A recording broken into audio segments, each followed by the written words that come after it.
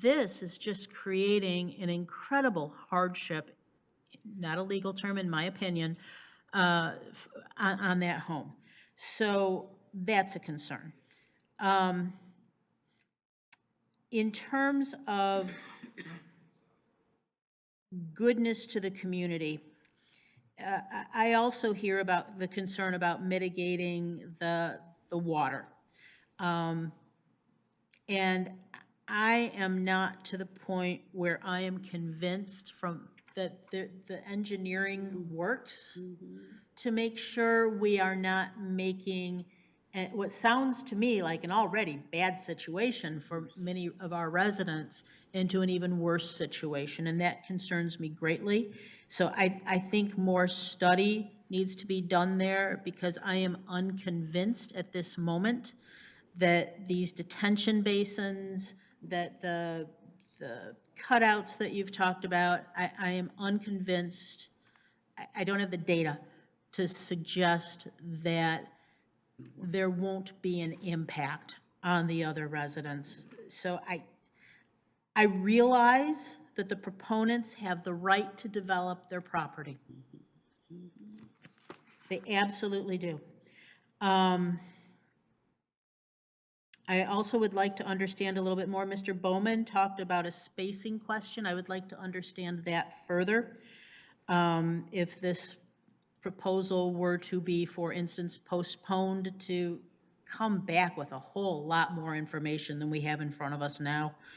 I'm wondering, to a comment that we heard from some of the residents in other developments where, okay, they made it the year or two for the warranty period, but then guess what? Things got really, really wet. What if they're wrong about the water mitigation? We end up with residents with a really bad situation. And so what I don't know is, can there be some sort of a bond such that if there were a future problem, that could be handled? I don't know. And then the other thing, we talked about this as a cluster development, and that 40 acres going out toward Colfax would be undeveloped.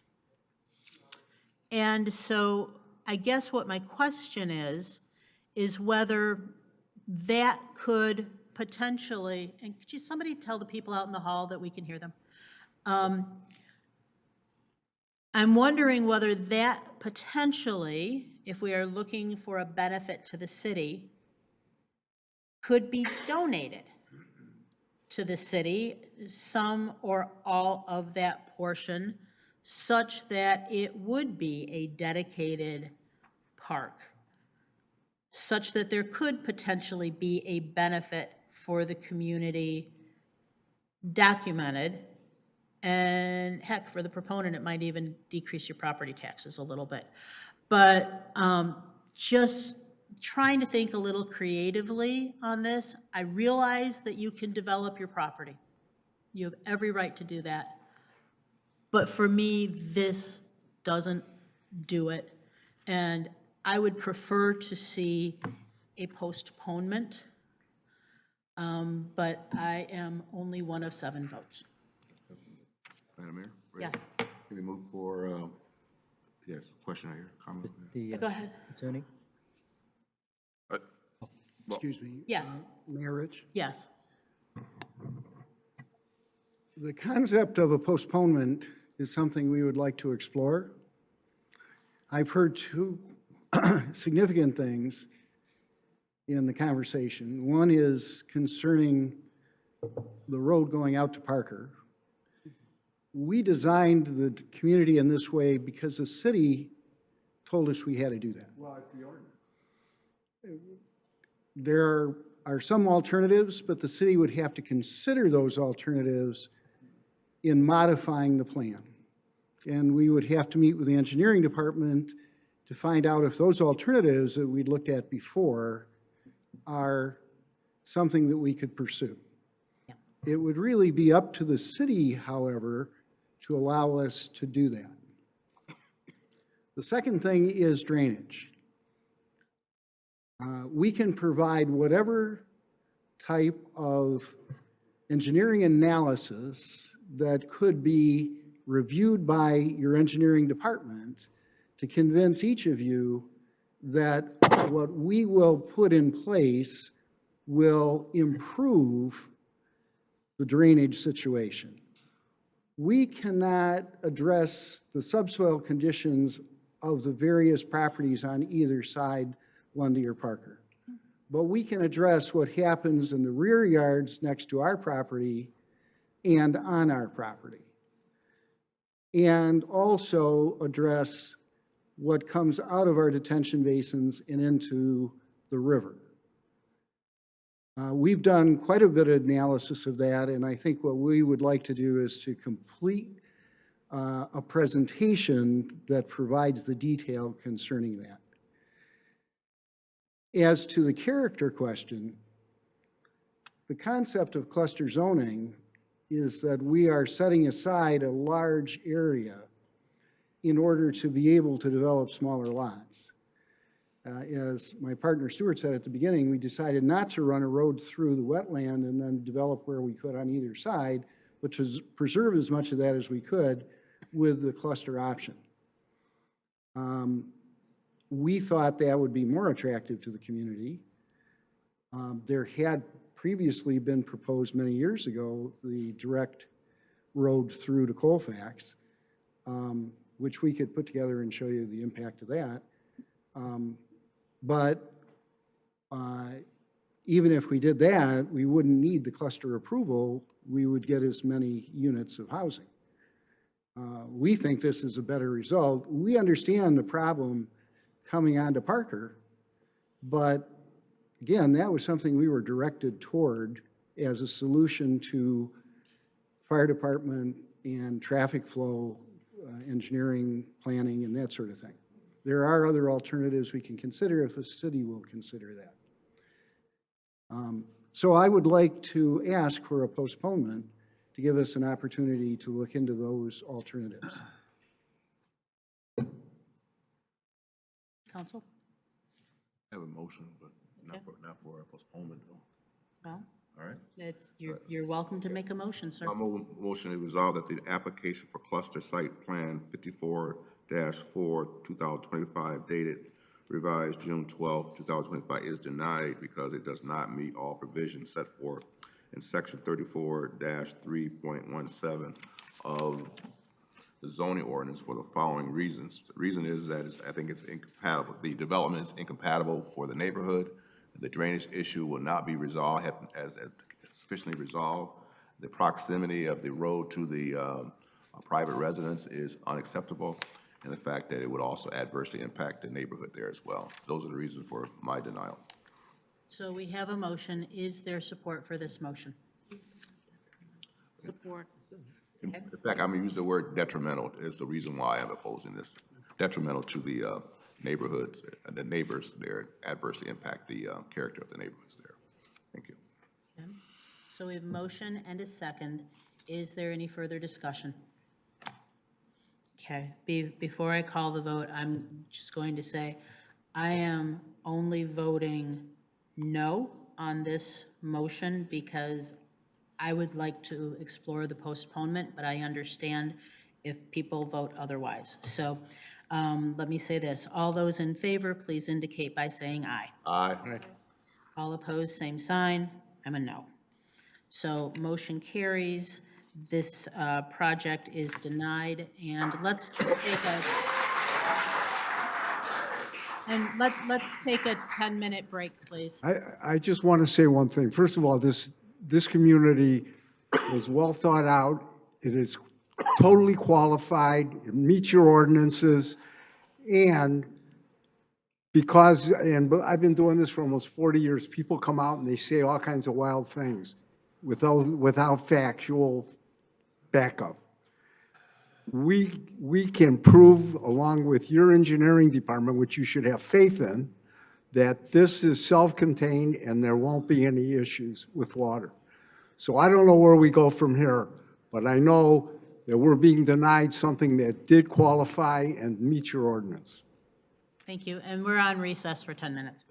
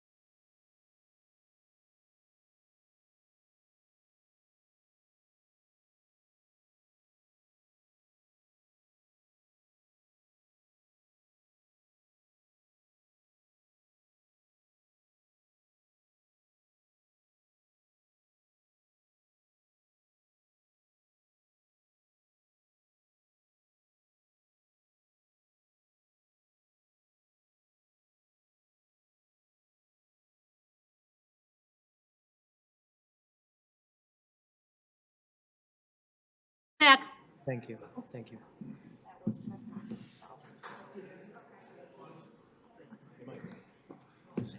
Sure. It's gonna be a late night. It's gonna be a late night.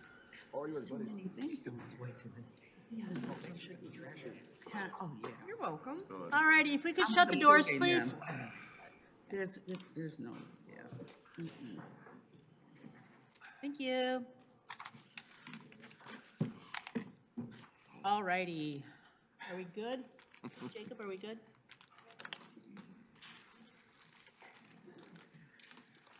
What's up? All right.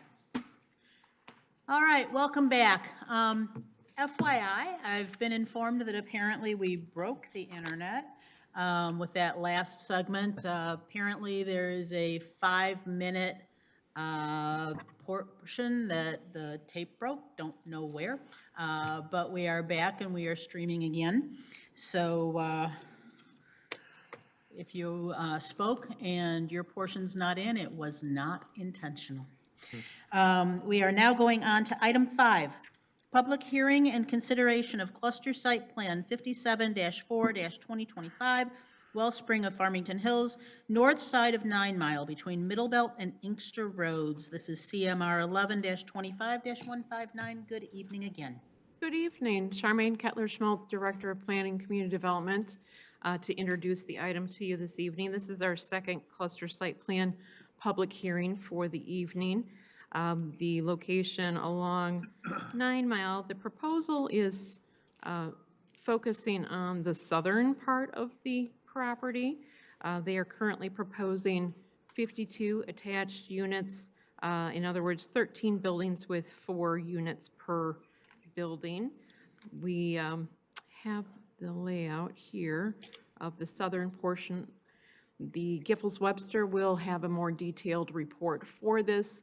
There is a concept plan for the northern portion, and you did receive earlier today in the email some supplemental information regarding the conservation easement and the discrepancy between what was shown on original submission plans and an updated email that my office received just a few weeks ago. So I know that you will have questions on that. We have informed the applicant to prepare for that discussion. I'm going to let Joe go over his review of the plan and submission.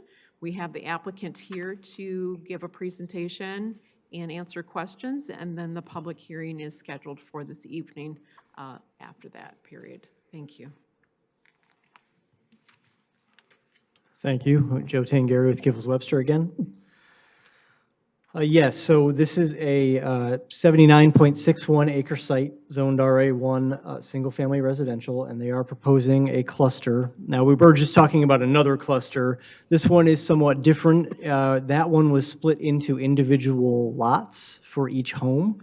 This one is clustered in 4-unit buildings, and they are owned more from the, or owned or leased, I'm not sure if they're owning or leasing, from the walls in, rather than having a full lot devoted to each unit. So important distinction there. So as Charmaine noted, this is taking place on the southern portion of that overall 79-acre site. There is a branch of the Rouge River that runs through this site. So this is entirely south of that branch of the Rouge River. There's a small bridge that takes you further into the site. There are some Wellspring Lutheran Services facilities in the interior of the site that are accessed via that bridge. And those facilities will remain for the moment. And I'll let the applicant speak to any operational questions that you might have about those facilities. So we are in an RA1 district, and that is what surrounds this site on most of the north side of 9 Mile Road. To the south, it's RA4, and to the west, it's a mix of RA1 and RA3. The Planning Commission, when qualifying this for cluster, qualified it under the lower density of the 2 options. That allows 1.8 units per acre. For a one-family cluster in the RA1 district. And for reference, in the RA1 district, the minimum lot size is 20,000 square feet. That is 2.17 units per acre.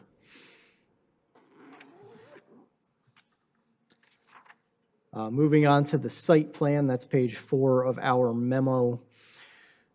They are showing 52 attached units in 4 units per building. There's 13 buildings. That number of units nets out to 0.67 units per acre over the full acreage of the site. The site plan under review at present corresponds to the concept plan that was originally presented when it qualified. The units are ranches, and they all have attached garages. There are 2 outlets to 9 Mile Road, and like I said earlier, they're keeping that bridge. They've mostly avoided the wetlands on the site. There's a small portion of one that is placed in a culvert. And there's a detention pond that's going to kind of butt up against one of them as well. There's a little common observation area as well marked on the plan, and that connects to some of the pedestrian walkways that are going through this site. This site is also connected via those pedestrian walkways to the sidewalk along 9 Mile Road. Finally, there is a small visitor parking area down in the southwest corner there that is also connected via sidewalk to the other units and to that 9 Mile sidewalk. They have also provided a plan that shows what would be a Phase 2 with 88 units north of the River Rouge. They do not have detailed plans for that at this moment because those units are not being proposed at the moment. They're only proposing the 52 that they've shown in detail. But when this was in front of the Planning Commission, we had asked that they show the full potential of the site with this cluster qualification if it was all done out with units. And they provided that Phase 2 plan for us as well. So you can see at the maximum potential build-out with this level of qualification, the full number of units that they would be able to get on the site if they were to pursue a Phase 2 at some point in the future, which would require site plan approval.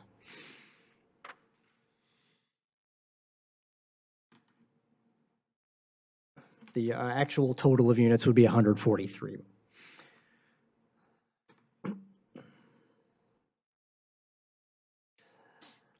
So looking at the dimensional standards, in the RA1 district, the standard setback to the front is 40 feet, and that's from 9 Mile Road. They're showing 76 feet. Their side setbacks are 173 and 43 feet, and their rear setback is, their rear property line is quite far to the north, so they're almost 2,000 feet from the rear property line. They're showing 22-foot building heights for those ranch units. There are not individual lots. They do have the required spacing between each building of 4 units. And they do have the required setback for garages as well, which is 20 feet.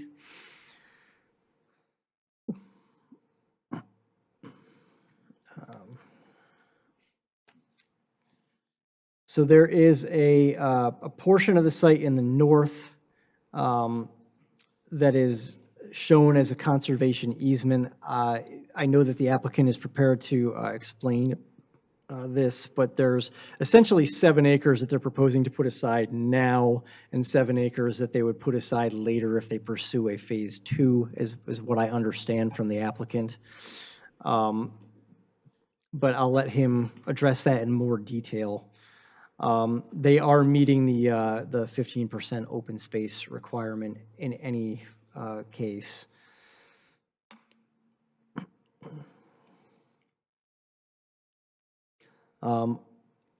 Other standards, we found the lighting to be compliant. The tree removal is also generally compliant. We had slightly different numbers of replacement trees, so there will be, need to be a final count when this actually gets permitted out.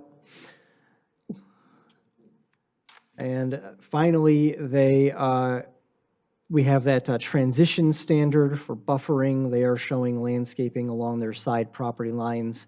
And when the Planning Commission was asked to review the buffering as to its adequacy, they found that the buffering that's proposed was adequate.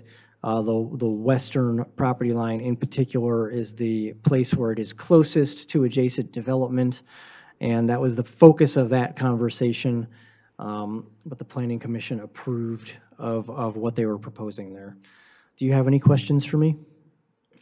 Mayor, I do. I have Yes. one question. Now, other than the slightly deviation on the tree removal portion of this cluster plan, are there any other areas that are non-compliant than the trees? No, the trees was the one area that we found where there was a discrepancy in the numbers. All right. Thanks. Anyone else? Mr. Bridges? Yes, regarding the dimensional standards, you have required is 30 feet, proposed is 22.5. Everything else is in compliance, right? Right. Most of the dimensional standards actually exceed the, Except the one regarding the height, building height. yeah, they're below the maximum height for the district, yeah. Yep. So they actually are in excess of all the requirements for Exactly. the, yeah, And they're 20% of open space right now. that's right. Thank you, appreciate that. Ms. Knoll, go ahead. With Phase 2, you mentioned, so the density was 2.7, or no, sorry, 1.8 per acre? Correct, yes. Yeah, but what is it if they move forward with Phase 2? So it comes out to exactly 1.8 if they add all 88 of those units that they show on their conceptual plan. So if you take the area of the site and you divide it by 1.8, you get 143. That's the maximum number of units you could ever put here under this qualification. So when you're figuring out the density, though, no matter whether you're talking Phase 1 or Phase 2, you are using the entire dimensions of the site, including what may go into the conservation easement? Yeah, that's correct. It's So you're the, using everything? it's the Okay. net density across the site, yes, exactly. Confirming, thank you. Anyone else?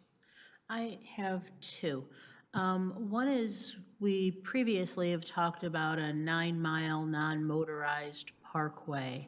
Is it on the north side of 9 Mile, or was it the south side of 9 Mile that this was proposed? And does this have any adverse interaction with what we were thinking for this non-motorized parkway? I'm not familiar with the details of that design. I don't know if you are, Charmaine. I will say that the sidewalk is at the very edge of the right-of-way. So as far as the placement of the pedestrian infrastructure that's being proposed here, it would come at the very outside of whatever layout was being proposed there. Because I would think we would want to, since we have a little bit of way along 9 Mile, to build that now Yes. as part of this development. I don't recall exactly which side of 9 Mile that pedestrian way was scheduled on the preliminary plan. Last I recall, they were doing feasibility studies to verify whether the concept that had been accepted by the communities would actually work on the ground. There is a long stretch that's available along this area, and I don't see that it's that restricted, whether the sidewalk is a 4-foot, 8-foot, or a 10-foot wide path. Mr. Mection, do you happen to recall? I was just looking it up, and I think, most of the communities along the 9 Mile corridor have signed on to this concept, largely to chase grant funding.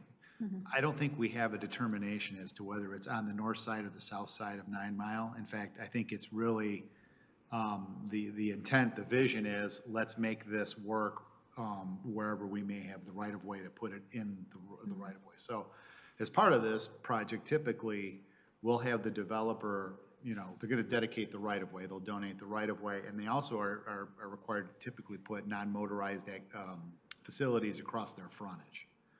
So I'm assuming that's, Jim is not nodding his head. So we will have some sort of connectivity there. The 9 line is a little more aggressive than that, but we should have room in the right-of-way if it's dedicated as part of the project. And then my other question, and I thought I read it when I was going through the materials, is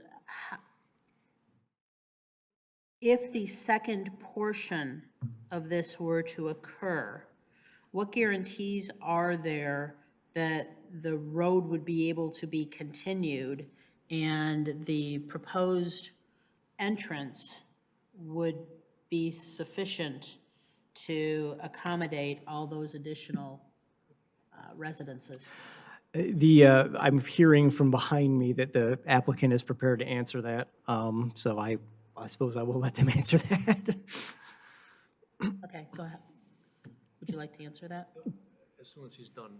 Okay, and then Ms. Knoll had a question as well. Oh, is the developer giving us a presentation? Yes. Okay, okay, good.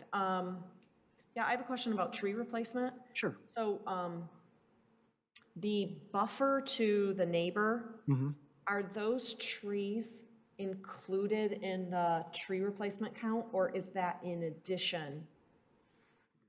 Yet most of those trees are part of the replacement. Yes, that's correct. Okay.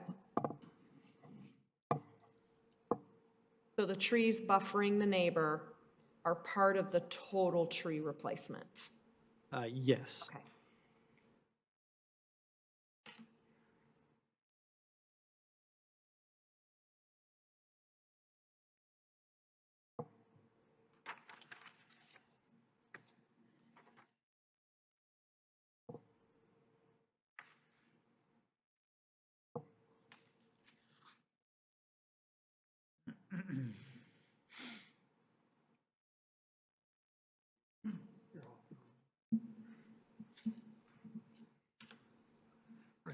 Good evening. Area Nicola, Eureka Development.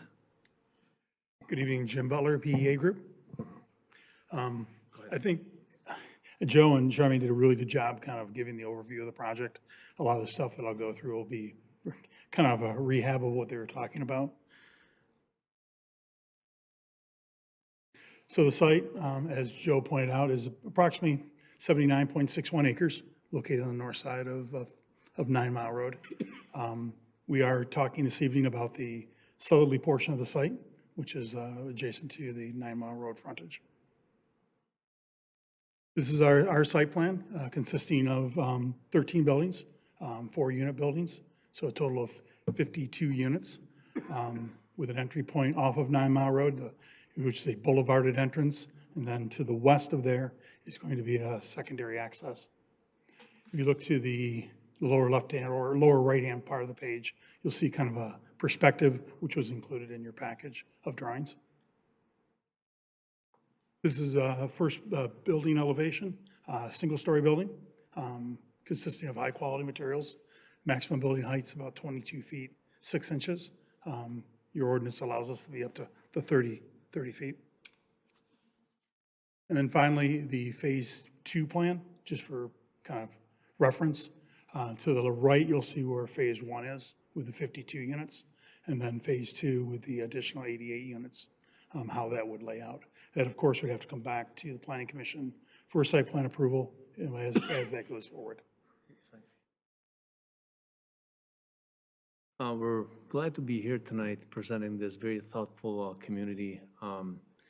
We have Wellspring Lutheran, the ownership of the site, and we worked very hard to come up with a design that would preserve the beauty and the nature around Rouge River while providing with the mission that Lutheran lives on, providing for economically attainable housing for their community. So as a community member, when we approached this site first, we thought, what better than working around the landscape and nature to provide the synergies between what we're trying to build and what we already have in place. With that in mind, we voluntarily proposed a conservation easement on the north side. It was well received by the neighbors, well received by the city functions, and also Oakland County Parks expressed interest to get involved and manage it in the future. As part of the plan, then we came back during the Planning Commission site plan review at their request to show a potential phase two, which we see it as a vision coming in the near future, to show this potential easement area. With the ownership's blessing, we showed the area that was intended to be dedicated as part of the complete project. But since at this point, we're only seeking phase one approval, which is the site south of the Rouge River, then we got the approval through Planning Commission for the 7 acres of the conservation easement. So I wanted to make sure that was clear. The intention from Wellspring as a community member is to provide a larger site for conservation easement, a total of 14 acres plus or minus, as the complete site develops through phase two. But for phase one, they're dedicated to the first 7 acres. Now, the other question that I heard was the access point for a future phase two. This access point would be through a redesigned river crossing where the existing crossing is currently does not meet the standards. We would redesign that as a boulevard that would go into that concept phase two that we showed right here.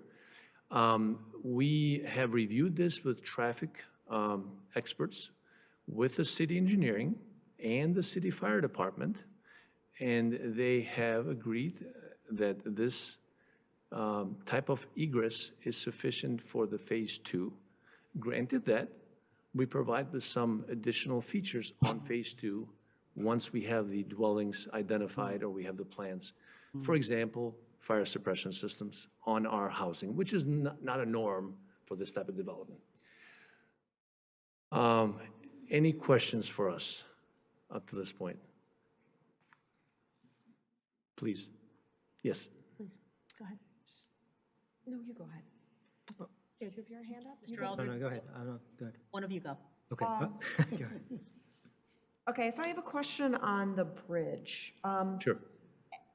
It seems to me that where you're building the phase one, this is the western portion of it. It's the southern portion of the bridge. So the Oh, Rouge River no, cuts it, So phase one, yes. the western portion of phase one, Okay, yes. okay? So it's along 9 Mile, but it's the western Yes. portion of your development. To access that, you have to drive over the bridge that's currently there, correct? No, Because there's 2 bridges on your property right now. there's only one. I'm pretty sure that other one's a bridge.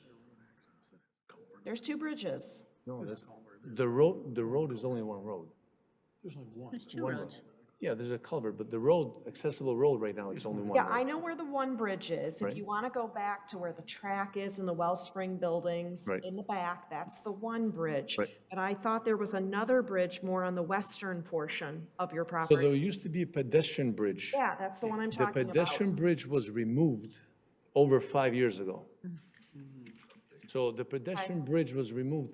So today, there's no bridge there. Some of the background here is, the facility, the site was used for offices and some apartments and some other types of care for, under the Wellspring Lutheran ownership.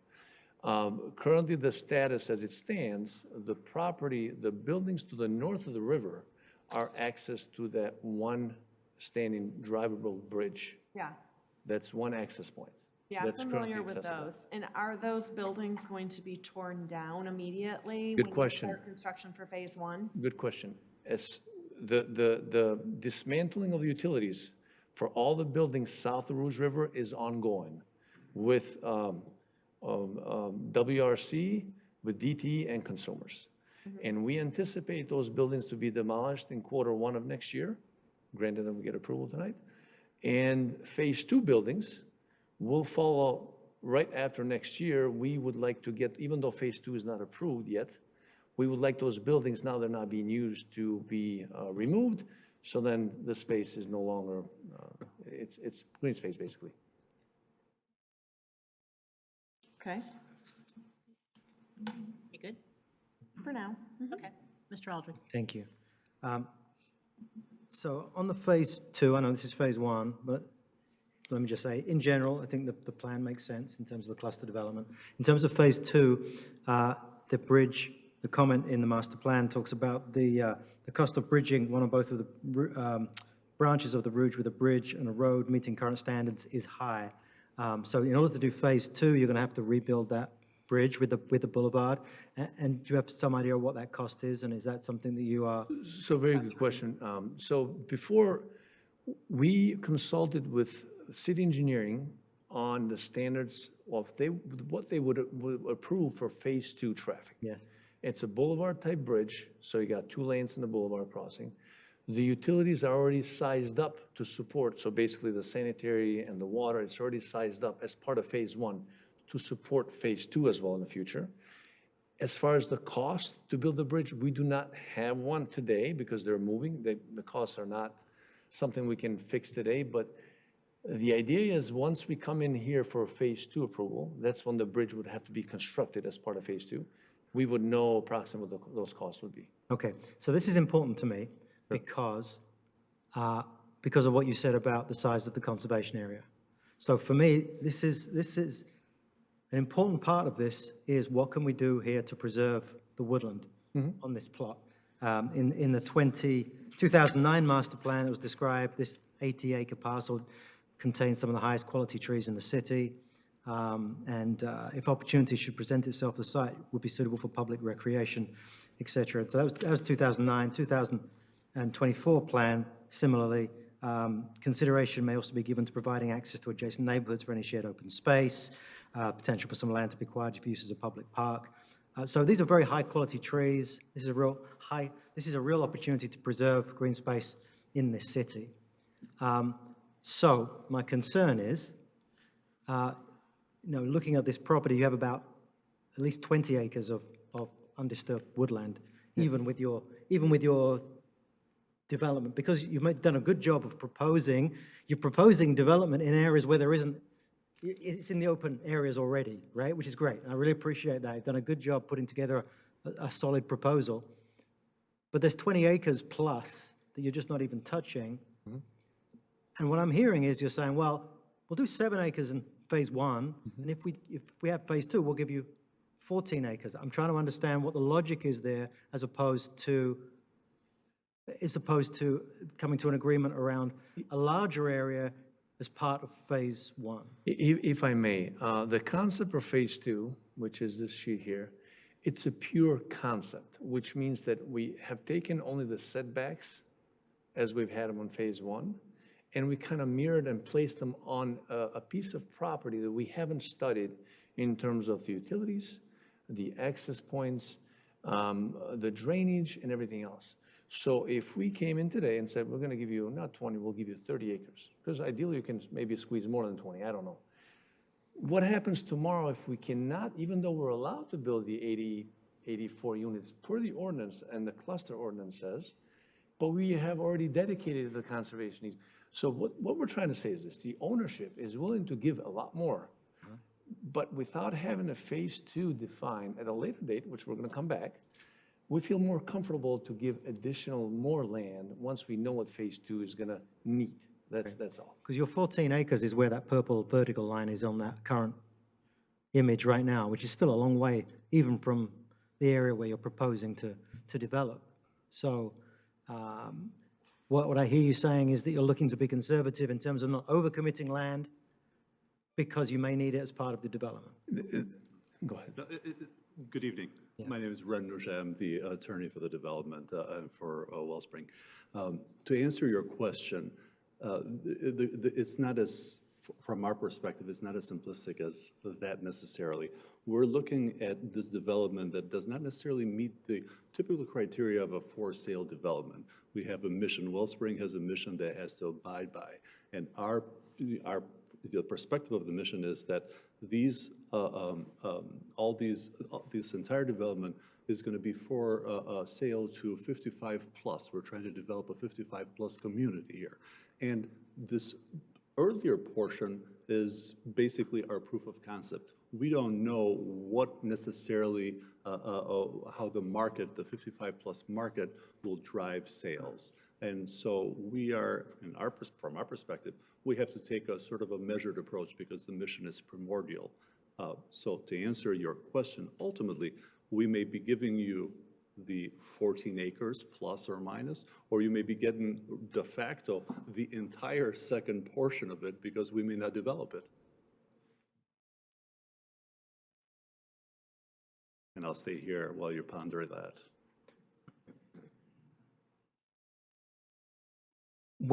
If phase one is developed and 7 acres is set aside, Yes. how will anyone get access to those 7 acres? I can answer that. So the current crossing will be pedestrian only. We'll have a access point that's existing. So we'll have sidewalks already proposed. If you see our site plan, we'll have sidewalks that connect to the existing crossing. They could walk all the way. Once the construction is complete of phase one, the neighbors outside of the community can access the northern portion of that easement through the pathway that's existing. So you'll provide access to that 7 acres That's the idea. after phase one? That's the idea, yes. Otherwise, you wouldn't, only the neighbors to the north would use it, right?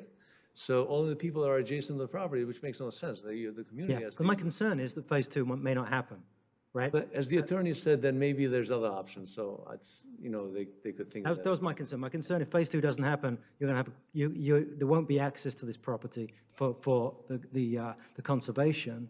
And so what I hear you say, though, is, however, if phase two doesn't happen, there could be a larger area that could be available. That's what the attorney says, yes. That's right. And that's what we're, so that's basically our ongoing conversation with Oakland County centers around that topic. That's why they're involved. That's why they love this project.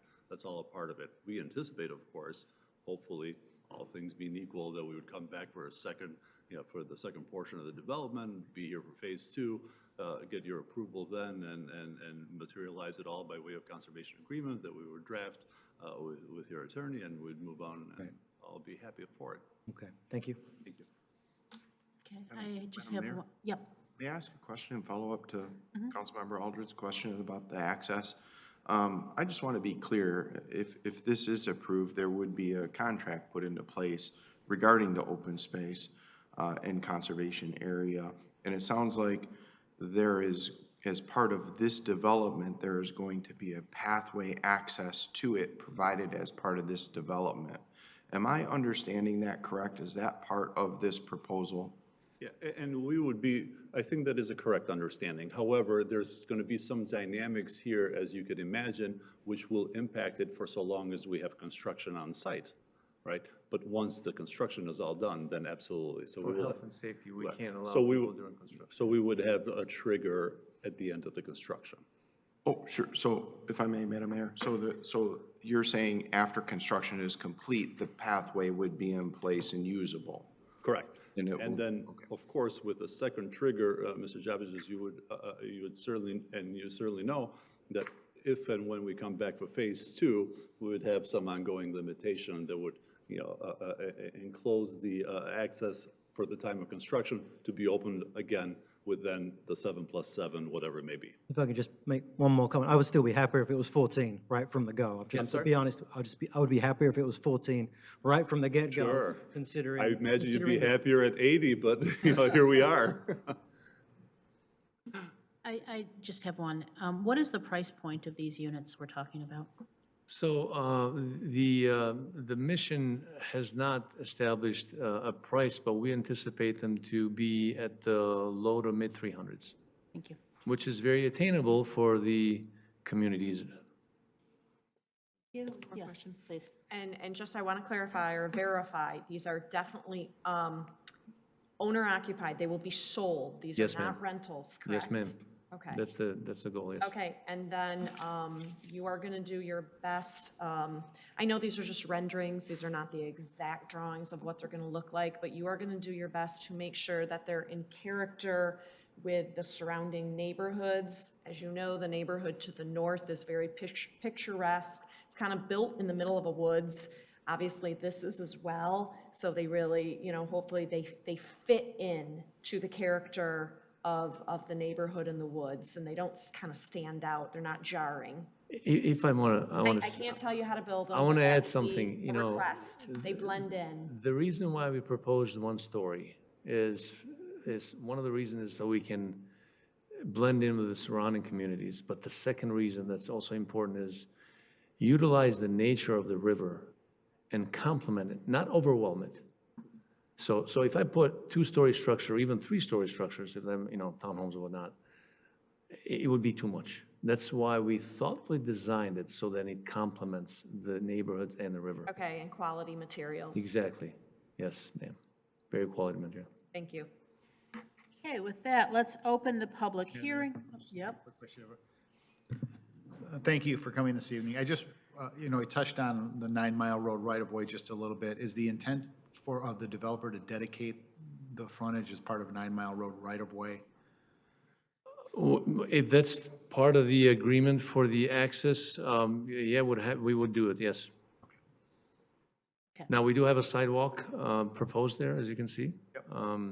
Now, that's, I do not know if that meets your future vision of the walkways, whatnot, but we can discuss if there's synergies there to have this part of your vision and implement it, so then it's aligned with that future vision, yeah? I appreciate that. I don't know what the future right-of-way is there. So I'm just trying to, wanted to get a commitment from you that you're open to that. no Thank worries. you. Okay, with that, we are opening the public hearing. We have a number of cards. First up will be Noah, I apologize for my mispronunciation already, Opesses, to be followed by Ray Matson and Bonnie Hollander.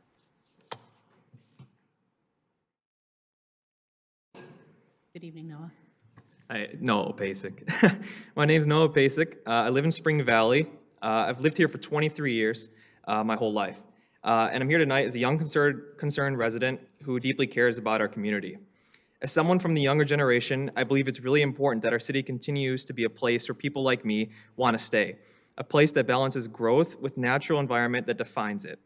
I love this community and I want to build my future here. But developments like this proposed make it harder for that to imagine. This project doesn't reflect the heart of our community. It feels soulless, out of place, and inconsistent with the character of the existing homes and the natural beauty around them. I'm not against development, but it needs to make sense for the people who already live here and for the generations who will come after. I've seen what happens when young people don't feel connected to their hometown anymore. My own sister moved out of state because she felt there weren't enough communities left that still had the balance of nature, peace, and belonging. I don't want to have to make that same choice someday. I want to stay here, but to do that, I need to feel that Farmington Hills is still protecting the things that make it worth staying for. With an aging population, we need to be attracting young families with professionals, people who value community, green space, and connection. But if we keep replacing nature with concrete, we lose the very things that make people want to stay, like me. I'm not a nature expert, but every night we hear owls calling from the woods near our homes. That sound has been part of our neighborhood for as long as I can remember. And it reminds me why so many of us love living here. The trees, the wildlife, and the peace of this area are what makes Farmington Hills special. Another concern is that traffic on 9 Mile is already horrific. Sometimes it makes me late to class, where I should be studying right now, but I'm here. Imagine what this would do to the already existing issue. I'm also concerned with the lack of details and analysis done for the development. I've heard so many if and maybe buts, and it's just pretty concerning to me. Please take into account what makes this corner of Farmington Hills so special. Protect the wildlife, the woods, and the quiet that we all cherish. Thoughtful, balanced planning can keep Farmington Hills growing without erasing what makes it home. It doesn't sound like there's been a whole lot of planning going on. There's a lot of ifs, maybes, and buts. I find it kind of concerning that the Phase 2 is a maybe. It seems like it's very in the air, but why would they be upscaling the utilities and everything? It sort of seems like Phase 1, if they get it, is sort of a go-ahead for Phase 2, which is honestly the more concerning part. For our house, we're in the little circle neighborhood on 9 Mile and Inkster. And the drainage pipe for the Wellsprings place actually exits like 10 feet away from our house. And we have a walkout basement as well as what's it called? Septic field. So we have been experiencing a lot of flooding issues there. I'd really like to hear more on what they're going to do for the runoff, despite already having issues and the pipe literally being right behind our house. I had to work with my dad to actually drill a hole in the basement to put in a new sump pump. So I am really concerned with how many questions are up in the air, and I'd like to hear some more definite answers. Thank you. Ray Mattson to be followed by Bonnie Hollander. Good evening. Okay. I don't know if we're talking basically on Phase 1 or Phase 2, but my concern is with Phase 2. I've lived in Farmington Hills for 77 years. I grew up on a house on Watt Street, but I still live in Farmington Hills. And the conservation area that they're proposing, I believe, should be extended further south of the current line. And the water, I'm very familiar with the flooding in the water zones in that area, because I'd say I lived there till I was 22, so we played there quite often, and we couldn't get into the woods, even in some of the conservation areas. The flood zone, I think, goes further west of it backs up to the properties along Watt Drive. And so I think that the conservation area should be improved or made a little better. Also, I was concerned there was a sewer connection, I believe, in Phase 2 that goes into the main that flows north on, that does all the houses on north of the proposed 2, or along the side of the proposed 2 area. And a city worker, this was quite some time ago, came around and said there was a partial collapse in that sewer line. And I don't know if that was ever, they said they were going to put a sleeve or something in there. And if Phase 2 connects into that same line, I don't know if, I don't know what they do when they put a liner in there to improve that. Also, I know for a fact that there's buried garbage that's I would say a little bit northwest of the track field that was there. They used to dig a trench, and then they would fill it with whatever, I don't know. As kids, we used to go over there and root through the stuff, see if there was anything we could use for a fort or something like that. Thank you, sir. And. Thank you, sir. Okay. Bonnie Hollander to be followed by Matthew Hollander. Hi, I'm Bonnie, and I'm here for a few different reasons. I work at the Farmington Hills Nature Center. I'm a naturalist, and I lead programs. I've also heard from some of our relevant other organizations. Friends of the Rouge reached out. they couldn't be here tonight, and there's something that they wanted me to share with you, if that's okay. They are especially concerned that, about looking at this space as the needs for conservation versus development. The company developing the lots originally said they were going to leave 14 acres as undeveloped, but has since cut that down to 7.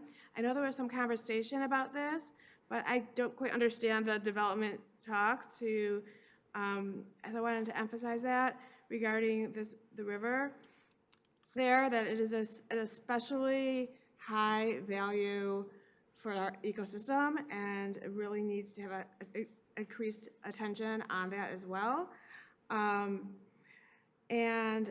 Just as a community person that works in the city, I see kids every day that come to the park, and I often say to them, the only reason we have Heritage Park is because one woman stood up and refused to sell her property to developers. They would come out with stakes and pull them out, and the developers would come back, and eventually they raised her taxes so that she couldn't afford it. Eventually, they were able to make an agreement with the city of Farmington Hills, and that's why we have our beautiful Heritage Park. So I'm not sure how that fits into this conversation, but I wanted to share that with you, to look at this truly as a beautiful gem that we could preserve in our city. Thank you. Matthew Hollander to be followed by Paul Gallo. Good evening, Mayor and council members. Just wanted to say, first of all, I'm a lifelong resident of Farmington Hills, and I love living here. And one of the things I love about this place is that we be able to mix housing and communities and development with preserving green spaces. So there's a lot of things I first of all really like about this plan.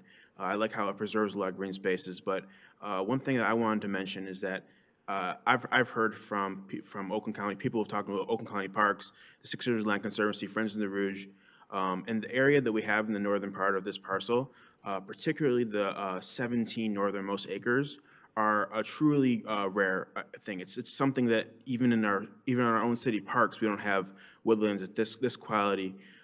We have trees that are we don't even know how old they are in there.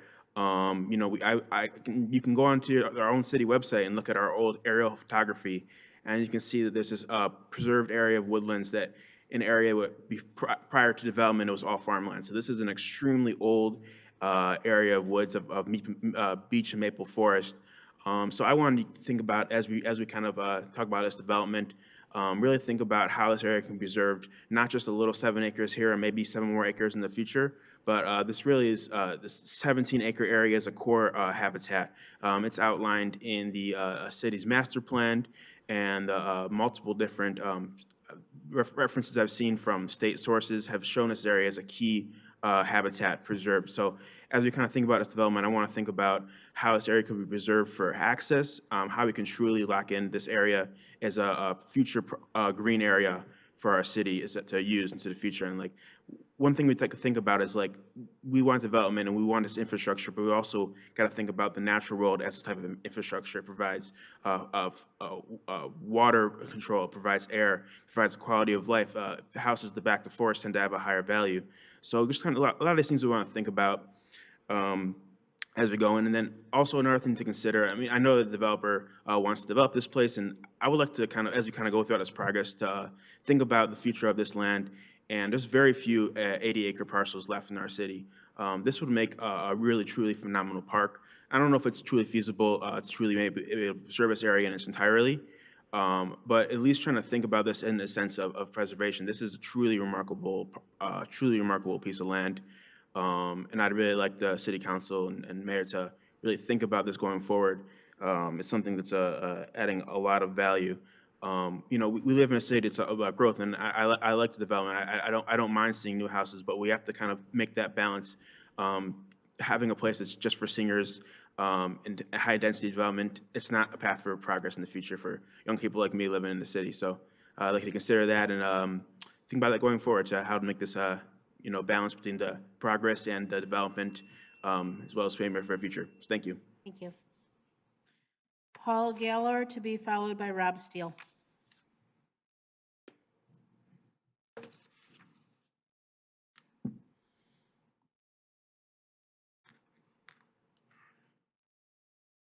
Hi, good evening, Mayor and members of the council. My name is Paul Galore, and I want to share my concerns about the proposed Wellsprings development. Firstly, the loss of trees. The project looks to remove more than 316 trees. Many of them mature and well over 100 years old. And that's what makes our neighborhood so special. And, you know, they provide shade, clean air, and critical habitat for our wildlife. So I'm very concerned about that. Secondly, the traffic. 9 Mile is already so busy.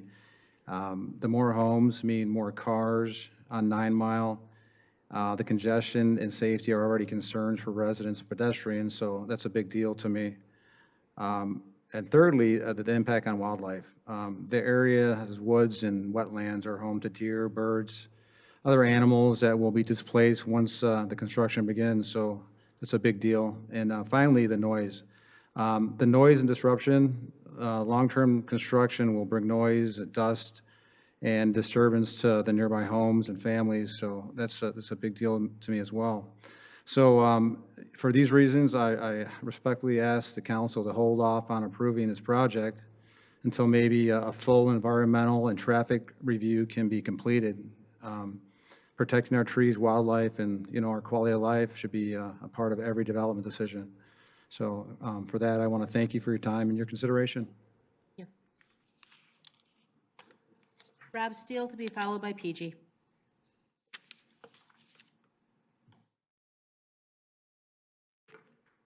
Good evening. Good evening. My name is Rob Steele. I live in the Spring Valley neighborhood adjacent to the proposed development here. I'm going to share some concerns and offer some support. I think there's some good ideas that are being proposed in this beautiful place. But as a father of 2 young children at home and an invested member of the community, I wanted to respectfully ask the council to consider the following points. Some of them have been raised, but some of them have not. The first would be the traffic and safety of the residents in the area. The addition of 52 residential units could potentially significantly increase the traffic in this area, something that's already an issue, depending on what kind of residents are going to be coming and going from these dwellings. So along with that comes the safety of the pedestrians, especially a lot of the young children that we have in the neighborhood. The neighborhood character. The proposed modern attached unit condominium design seems rather inconsistent with the existing character of the nearby neighborhoods, as was mentioned by Ms. Knoll. There's some really beautiful neighborhoods in the area and homes, mostly mid-century, and it just seems like these don't really fit with that, although I acknowledge that it's nice to see that the single-story concept was retained. I'd looked at something in the past that showed much different plans, but I'd really believe that this preservation of the architectural integrity of this area is essential to maintain our community identity, our property values, and of course the character of the neighborhoods. The environmental and privacy concerns, some of which have already been raised, these mature trees along the shared property line on the east side of the property there, looks like some of those may remain, but wonder what could happen in phase 2 that would potentially negatively impact all of the residents in that area. And the construction impacts, I haven't been exposed to any of the complete plans, of course, but it certainly will introduce local disruptions. I just wonder how that could impact the longer-term welfare of the residents in the area. The most concerning thing for me, though, and for our family, is that there's been limited information provided regarding the intended purpose or occupancy of this proposed housing. Transparency about whether this development will be market rate, age-restricted, or intended for specialized housing is essential for residents to understand its long-term potential impact. So we have some concerns about that. The current neighborhood proposed for development already accommodates a residential foster care facility, and while we value this inclusion and community support for all residents, there have been prior safety concerns involving individuals leaving that facility unsupervised. I respectfully request that the council ensure appropriate oversight, communication, and coordination with our police and safety services for any new development to preserve the security and well-being of the surrounding community. I appreciate this council's attention to these issues and urge careful consideration of how this project will affect our Spring Valley neighborhood, our traffic safety, our environmental quality, and neighborhood cohesion. As proposed at the moment, I do believe the project could be detrimental to the neighborhood residents, but look forward to learning more about this development. Thank you. PG to be followed by Eric Schmidt.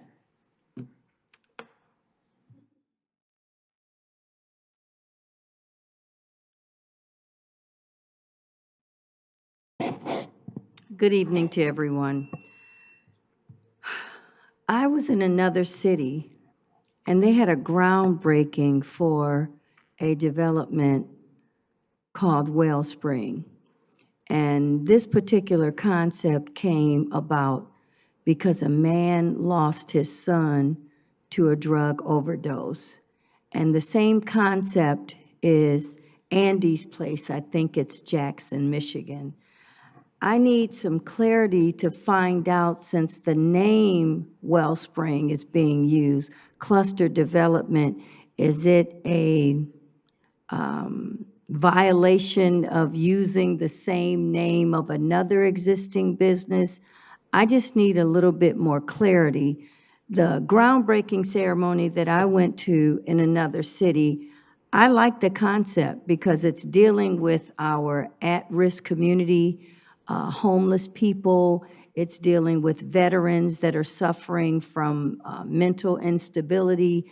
And these people need care, and they also need another opportunity to get back into and integrate into society. So can they explain a little bit more about the housing? You know, you got to remember what Robert Gibbs said, the character of what you're doing should fit with the character of the neighborhood.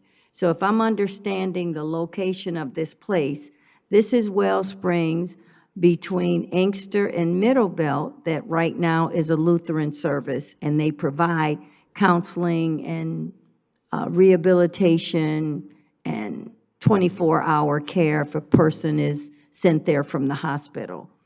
So are these going to be, and the picture just looks like I'm not even really sure, but will it match the character of the houses that are across the street? I think, like this gentleman was saying, that he lives in those houses. I'm for the services that a Wellspring would provide, but I'm just not clear on the houses. And when you say affordable housing, what is affordable housing? Is it houses that are 250, 330,000, or is affordable housing considered 30% of your income? Who's the target audience, or who's the target people to live there? I just want more clarity. Thank you. Thank you. Eric Schmidt, to be followed by Angela Hammoud. Good evening, and sorry again that I'm up here today. I really only had the intent of speaking one time at the end of today's meeting to address a couple of things that had come up, but throughout today's session, I felt compelled to continue to come up and see how related all of these developments are. And one of the things that was first mentioned was, we're close enough on the trees. I've heard that a few times too, and that's kind of a big deal to me. And why that's a big deal to me is, it might just be a few trees, but every corner that's cut is one more inch that soon leads to a mile. And this development kind of looks like a death by 1,000 cuts. Pretty soon it's going to be a little bit more and a little bit more and a little bit more until, well, don't worry, there's 10 trees left that you guys can have here in the city. And I think that that's one of the major concerns that I would have with this particular development. Quite honestly, this looks better than a lot of the other developments that I've seen. I will give credit where credit's due, but to follow up on PG's point as well, is what really is affordable housing these days, and how are some families going, even 55 and up, going to be able to afford that? I understand that the process has to go through the contract phase and more very specific details, but I think having a solid price point on what you would want to sell these houses for would probably be something that everybody would be interested in hearing about, and I would hope that council would really take that into consideration as well as they're continuing to review a plan like this. $300,000 for somebody that's 55 and up. Hopefully Social Security sticks around and they're able to continue to have some of those, because any profit that they may have made from their house is going to get dumped right into this smaller house, and we're going to be stuck right where we are now with lack of affordable housing, lack of access to wonderful nature. I don't I'm not intimately familiar with this area, so I can't speak too much on that, other than, like I said, is this sets a precedent where if you give just enough, if you do just enough, maybe it's not all the way there, it will get approved. And I hope that that's not the case, because there are a lot of other developments that are going on where we need the letter of the law followed. We need every detail tightened up and buttoned up before I think a decision can truly be made.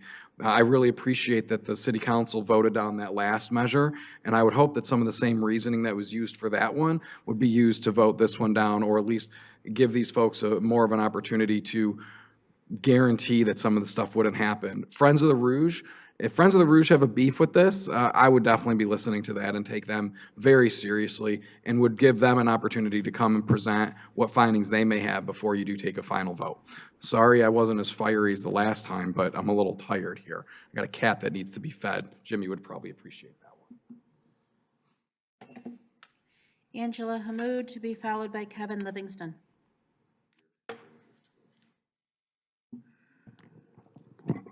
Good evening, members of the council. I have a lot to say, so forgive me for reading. My name is Angela Hammoud, and I live in the Spring Valley neighborhood. It's a beautiful wooded neighborhood consisting of large lots and single-family homes and a variety of wildlife we're lucky to see here in Farmington Hills. It's a really a sight to see, and I invite any one of you to my home if you haven't already visited our neighborhood. I'm a proud product of Farmington Public Schools, as are my 5 siblings. Thanks to our great school system, which is already very overcrowded, as you might know, my siblings and I went on to become doctors and lawyers. We're all young professionals who choose to stay in Farmington Hills, close to home, because we believe in this city, and its values, and its balance, and its commitment to doing what's right for its residents. But tonight I'm here at 10:56 p.m. on a work night because the proposed Wellspring development behind Spring Valley is deeply detrimental to our neighborhood and to the character of Farmington Hills as a whole. It threatens our safety, our environment, our property values, and our quality of life. This massive cookie-cutter project is not responsible growth. It's a nuisance and a loss that cannot be undone if allowed to continue. Let's begin with the traffic. Because this is already one of the city's most serious problems, both 9 Mile and Inkster are single-lane roads. Anyone lucky enough to work a 9-to-5 job already knows these roads are insanely congested every morning and every evening. School buses line up, emergency vehicles get stuck, and accidents happen almost every week.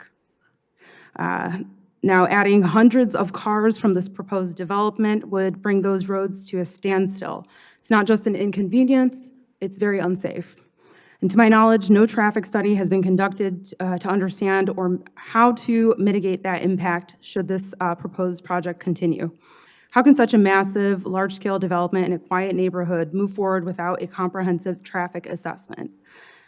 That is reckless planning, and if this project proceeds, the danger it creates on those roads will rest squarely on your shoulders, Council. Then there's the infrastructure. Our electrical grid is already overburdened with frequent outages and increasing demand. Our power went out, I think, 13 times last year. Most of the time there was no storm. It was just overburdened. So our stormwater and sewer systems were never designed for dense cookie-cutter condo construction on that land. And once the developer is gone, it'll be us, the residents, paying for those long-term problems, including replacing infrastructure and dealing with the inevitable damage that follows. What's even more concerning is the lack of transparency. As many of my neighbors have mentioned, the proponents don't even know what side of 9 Mile they intend to incorporate a non-motorized parkway. Really? How can the city and this council justify approving a project of this size without giving residents a clear understanding of what they're supposed to live next to? Thank you. Thank you, council. I hope you make the right decision. Kevin Livingston, to be followed by Randall Crufiel. Hi, I'm Kevin Livingston, and I'm in Spring Valley, which is on the northwest corner of 9 Mile and Inkster. In that subdivision, I have a house in there. I've also bought the land across the street from me, 2 acres each, so it's a little over 4 acres, because I wanted to preserve green land in Farmington. So I just bought it, and some of you may know, I'm not sure 100%, but I ended up building a way station for monarch butterflies there. Basically, it's a huge garden, and has multiple plants that are growing out there to try and save the monarchs. So green area is very important to me, and I understand that they're trying to, save 7 acres. I believe you were trying to quiz them on the additional 7. I don't know if you really got your answer. I think they kind of like pushed it off to the side to the next phase. So I'm worried about the next phase. I'm sorry, a bit nervous here, but that's 88 units. You have one bridge going across. How is the fire department going to be handle that? You're going to have one point of entry into this? Is it going to tap into the other neighborhoods? Because I heard when I was buying the land that that they would, if they did develop this, they'd have to have another point of entry. So I'm kind of curious about that, if that's the case or not. And I also heard that they would have to develop our area, referring to Spring Valley, with water, sewer, because we're on well and septic there. And that kind of leads to my next point because of runoff. The Rouge River backs up to one of my properties, and it drops down, probably 40 feet down. My well is only 88 feet to the top of the, the well itself is only 88 feet deep. Most of the wells in that area are only between 88 and 110 feet down. It's not very far down, so runoff's very important to me. If it runs into that ravine, the ravine only needs to go a few more yards and it's down to the aquifer. Our area in there with our wells, it's really, most of the wells in there are very low producing wells, and there's been a lot of dry holes. And how do I know this? I pulled every single well permit that was ever issued for about 4-mile radius around there to find out how the aquifer is flowing. And because I was really concerned about my house, because it's very low well pressure there. And a lot of the homes in our area has had multiple wells drilled to make sure they can have the pressure. So I'm concerned about the aquifer, how building this may affect the aquifer and the ground layer below. And sorry. Thank you. Thank you, sir. Just want to make it, please give me 30 seconds. There is a pump station at 9 Mile and Inkster. I always heard that they had to tap into that, and that's why they have to go through our neighborhood. So I don't know if that's the case, but maybe you guys can ask them that question, because I can't ask anyone questions. Thank you, sir. Thank you, though. Randall Crewfield? Or Caulfield?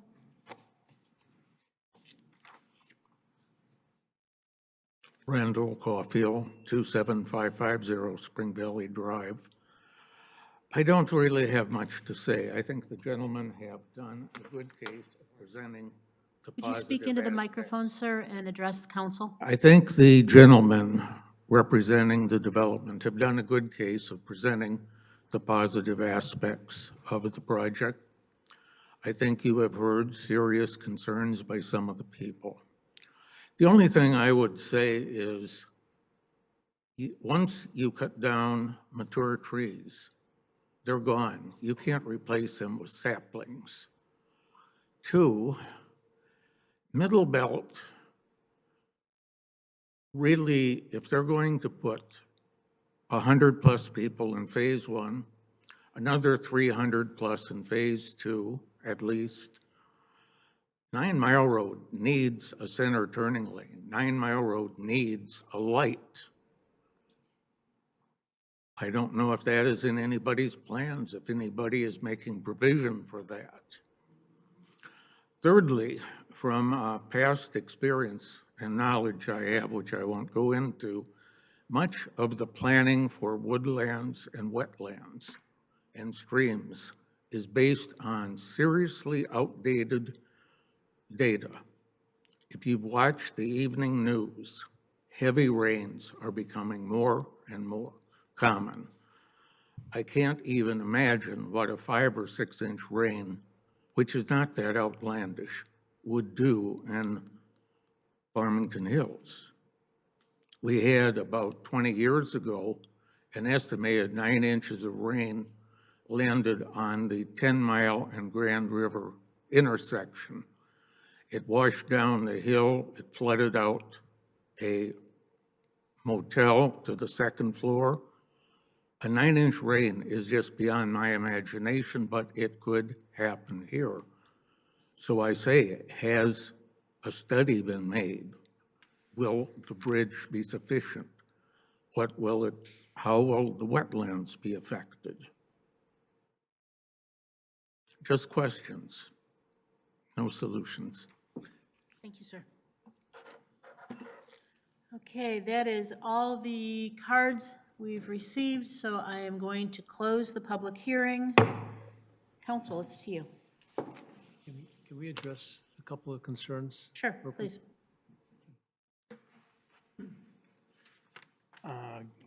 First item, traffic study. We did have a traffic study completed. It was completed by Tetra Tech. It was submitted, first of all, it was scoped by your engineering department, by your traffic engineer. Our consultant went and did the study, both phase 1 and phase 2. That was submitted back to the city. Your traffic consultant did a review and concurred with our findings in the report. Phase 1 doesn't warrant any improvements to 9 Mile Road, but phase 2 will. There'll be some mitigational things that'll have to occur within the 9 Mile Road right of way. Also, there seems to be some of the community members expressed their reservation on the size of the conservation that we offered. And there seems to be some pushback in that site to the north.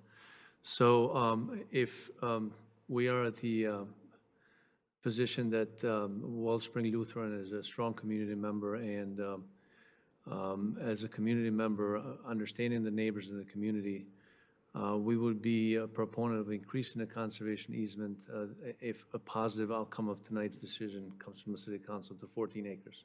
14 acres? Yes. So if that's the case, we will record it into the minutes and memorialize it. So then you will get double the size.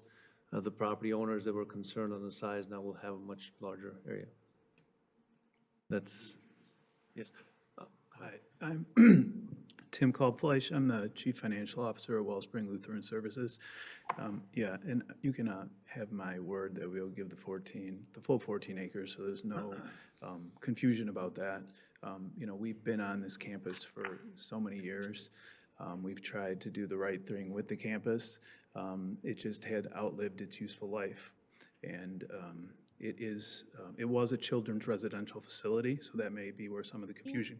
A little closer to the mic. Yep, it was a children's residential community. That's maybe where some of the confusion came from. We did move those children to a new facility in a different city. And, you know, as I've heard tonight, there hasn't been much opposition to phase 1. We've tried to do as, you know, a beautiful community. It is a 55+ community.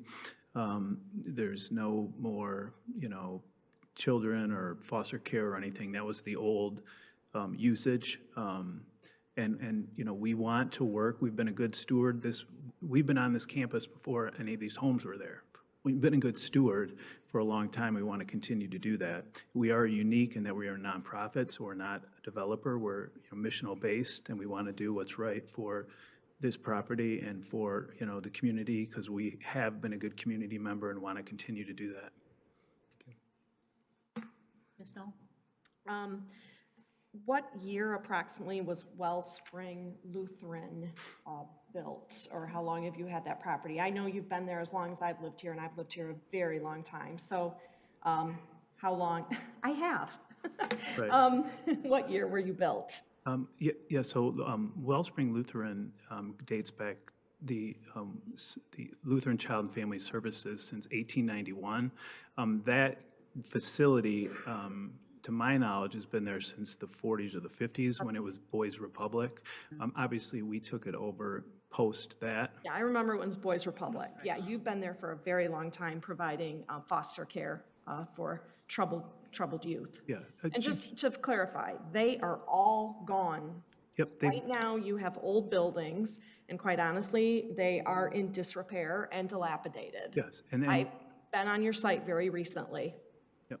It definitely needs TLC. Yeah, and we're working right now to figure out how to, as quickly as possible, demolish the buildings in front of the river. You know, we had some work done to check on asbestos, and we're working with Oakland County to get the sewage and the water turned off. So we are moving forward with alacrity and understand that as members of the community, we don't want to have like eyesores out there associated with our organization.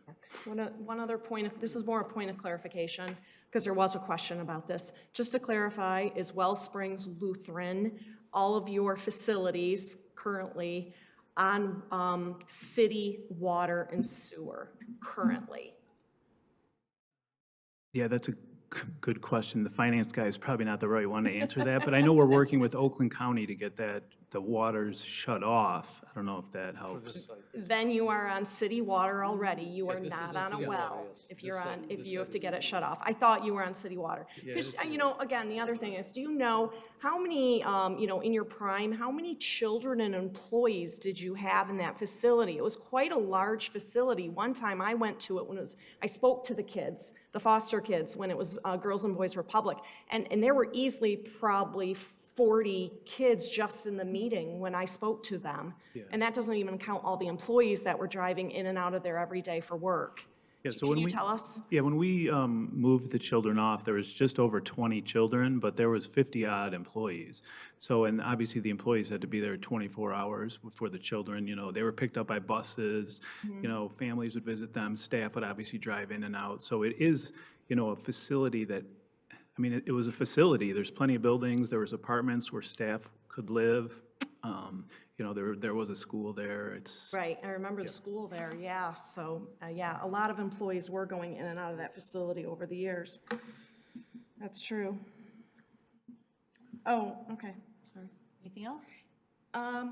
Not necessarily a question. I just want to also, I just want to make a point of clarification here on the non-motorized roadway. That is not something Wellspring Lutheran has anything to do with. That's actually the county, Oakland County is proposing a non-motorized path all along 9 Mile through the entire county. And the city doesn't even know the county's plans yet. We've had initial conversations with the county as to what side of the road they want to put it on, so that actually those questions earlier that were with the going back and forth between the city manager, the council, and Wellspring, all we were asking is would they be willing to dedicate road access if necessary, but they have nothing to do with planning the non-motorized road. That's the county. Anyone else? Okay. In that case, is there a motion? I can make. Okay, Mr. Aldred?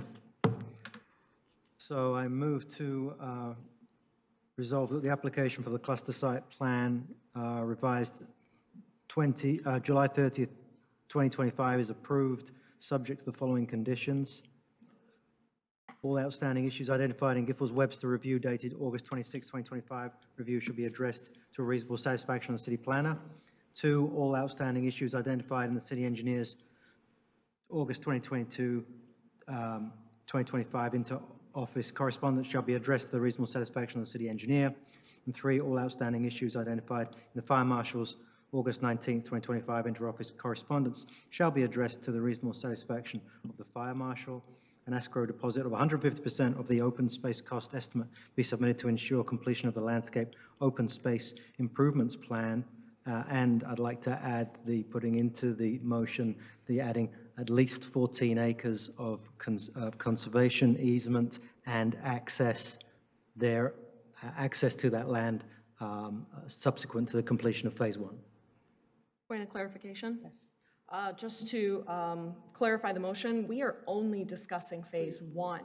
We are Yes. not discussing phase 2 at all. This is Correct. just phase 1. Okay. Correct. Point of clarification, just want to make sure. Correct. And There's no guarantee phase 2 will go anywhere. exactly, yeah, correct, agreed. And further resolve that the city attorney prepare the cluster agreement setting forth conditions of approval for city council consideration and final approval. Support. We have a motion and support. Any discussion? This is a regular vote. All those in favor, please indicate by saying aye. Aye. Any opposed, same sign. Okay, carries. Item 6, public hearing and consideration of a brownfield plan proposed by Robertson Brothers Homes for Villas at Pebble Creek at 27400 West 12 Mile Road, CMR 11-25-160. Good evening. Good evening.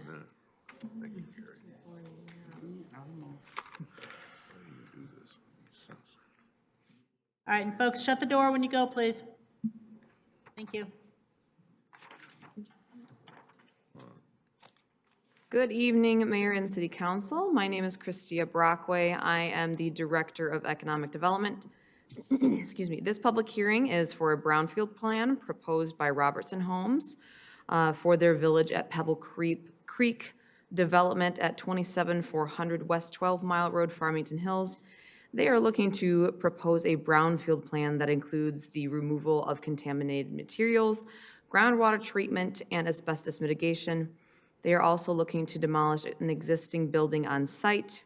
Following their demolition, the Villas at Pebble Creek project includes historical preservation of the existing chapel, construction of 76 condos, sidewalks, pedestrian pathways, utilities, landscaping, and conservation of green space.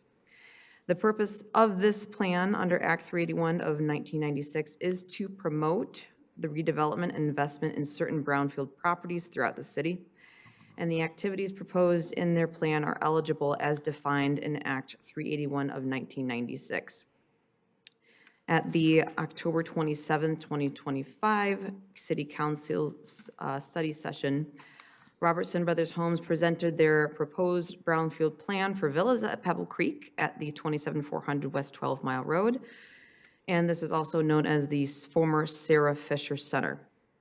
So their proposal of their project includes a demolition of over 115,000 square feet of building space minus the chapel, 76 single-story detached condos and 4 single-story homes, an approximate project investment of $46.8 million, and a total build-out of taxable value of over $23 million. The brownfield eligible activities include environmental assessments and activities, deer care planning, demolition and abatement, including asbestos, demo, monitoring, etc., preparation, implementation of the brownfield plan, 15% contingency and 5% interest, with a total eligible cost of $3.9 million of a brownfield proposal. Robertson Home Brothers is with us today. Should you have any questions, and I will allow them to show their presentation to you. Thank you. Good evening, Tim Loughran, Robertson Homes. I want to be mindful of your time tonight. I know we've seen this before, and besides, it's past Jim Clark's bedtime. So I'm happy to kind of blow through it, answer any questions. Adam Patton with Pynchon is here to answer any kind of those technical questions, but you've seen it and certainly want to be mindful of your time. So let me know if you just want us to answer questions or go through it. Council, we've seen the We've presentation. seen this, they've been before us now probably We've about been through this a few 6 times. times. Yeah. Yes, you So- have. This is not new. I'd like to make a motion. Well, no, hold on. I second that. Oh, no, you may not. So, all right, so this is just the public hearing, and then item 9, so this is item 6. Item 9 would be where a council would make a motion. So I'm going to open the public hearing. This is a public hearing on the brownfield. On the brownfield This is not a public proposal hearing on only. the actual, Which has been approved. Done that already. we did that a long time ago. Okay. Going once, going twice, I have no cards. The public hearing is on the brownfield development is now closed, and we are going to continue next. Thank you very much. To item 7, consideration of amendment to planned unit development plan 4-2000, cutting edge cuisine kitchen and storage addition, CMR 11-25-161. Good evening again. Good evening again. Charmaine Kettler-Schmaltz for the item. This item was before you last month and is back again as it was postponed to a date certain. I do not have the applicant here this evening. I did speak with him earlier in the week. They are still in conversations with the adjacent property owners It was offered whether he had any information to formally submit to the council on a withdrawal or a postponement or a request. I have not received anything from the applicant for this item. We can go through the merits of the request if you would like, but it is at the discretion of the council. All right. is So there- you're saying do we know, so you're saying we don't know if he's resolved his issue yet with the landowner? I do not know if he has resolved his issues with the landowner. They were still trying to schedule a timeframe. The indication that I got from our conversation, and I don't want to speak on his behalf, was that he's also looking at other opportunities. Topic is that, Meaning. is that particular point Perhaps substantive? operations in another community. Again, I don't want to speak on behalf of the applicant. Topic is that, with lack of resolve, substantive to our decision tonight, or can we move forward a decision without that agreement? If I may, Madam Mayor? Please. Yes, well, it appears, if council will recall, you postponed last time to provide an opportunity for the representatives of Grand Sakwa to meet with Mr. Sklar and talk about this. It sounds as though they have not yet gotten together, although he hasn't formally requested a postponement. I think because we have word that they're still trying to connect with each other, and I have reached out to his attorney and did not receive a response back yet either, but it does sound like they're still attempting to communicate regarding this. It seems to me that a postponement would probably be appropriate in this circumstance, especially since they're not here at this time. I'll make Madam Mayor, I'd like to make a motion that we postpone the amendment of a plan unit development plan for 2000 cutting edge cuisine, kitchen and storage addition to the next date available. Will it be sometime in January be good, Madam Clerk? December 8th would be the next. December 8th, do you think that's sufficient, Mr. Turner? If that is an agenda that would be available for an item like this. We have the 24th. Is that going to be enough time? I think that might be pushed. December or what? I think that's too soon. I think that's too soon. January. Might be better to wait until December to get the, So you gonna go January? No, December. December December. 8th, is it? December 8th. December 8th. Okay. My motion will read that postpone to December 8th. Okay, we have a motion. Is there support? Support. Okay, we have a motion and support. This is a regular vote. All those in favor, please indicate by saying aye. Aye. Any opposed, same sign. Okay, carries. Item 8, consideration of approval of Planned Unit Development 1, 2025, Agreement for Towns of Wood Creek, CMR 11-25-162. Good evening again. Good evening again. We have before you the agreement, which is the codification of the PUD plan, which was reviewed and approved, recommended for approval by Planning Commission to City Council and approved by City Council earlier this year, following the public hearing on July 14th, 2025. They are still moving forward with the plans. The agreement has been drafted and reviewed by both sides and is now in a format ready for council review. The applicant is still here. Should there be any questions for them on this topic? Okay. Any questions? A motion, please? Make a motion to approve a PUD Plan 1, 2025 agreement and authorize the city manager to sign on behalf of the city. Support. Okay, we have a motion and support. This is a regular vote. All those in favor, please indicate by saying aye. Aye. Any opposed, same sign. Carries. Item 9, consideration of approval and adoption of a brownfield plan proposed by Robertson Brothers Homes for Villas at Pebble Creek at 27400 West 12 Mile Road. Ms. Bolaware, did you want to make that motion? Yes. I'd like to make a motion to adopt the brownfield plan proposed by the Robertson Brothers Homes for Villas at Pebble Creek at 27400 West 12 Mile Road, CMR 11-25-163. Okay, we have motion and support. Any further discussion? None. Okay, this is a regular vote. All those in favor, please indicate by saying aye. Aye. Any opposed, same sign. Carries. Item 10, consideration of approval of consent judgment 129, Sheets versus Farmington Hills. Good evening. Good evening. Just gonna get my presentation back up here.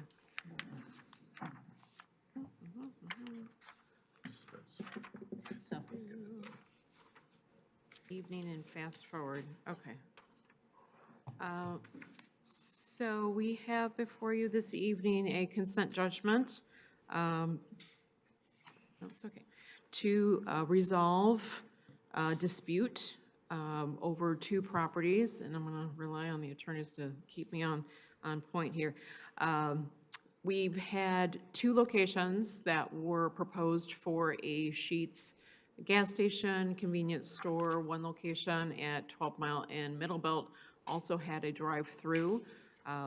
The secondary location at Middle Belt and Grand River did not include a drive-through restaurant.